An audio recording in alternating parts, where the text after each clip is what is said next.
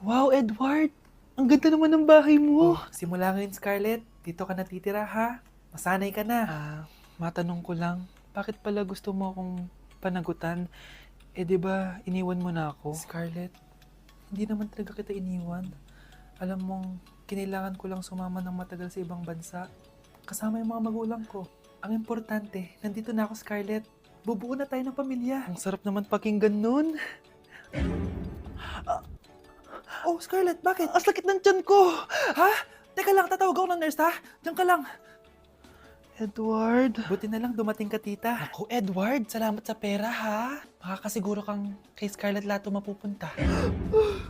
Bakit nandito yung babaeng yan, ha? Paalisin niyo yan! Ha? Anong nangyayari? Scarlett? Anak, di mo ba kilala? Nanay mo ko. Hayaan mo, baka dala lang ng pagbubuntis niya. Tawag lang po ako ng nurse, ha? Scarlett, diyan ka lang, ha? Edward, wag mo akong iwan, please! Wag mo akong iwan!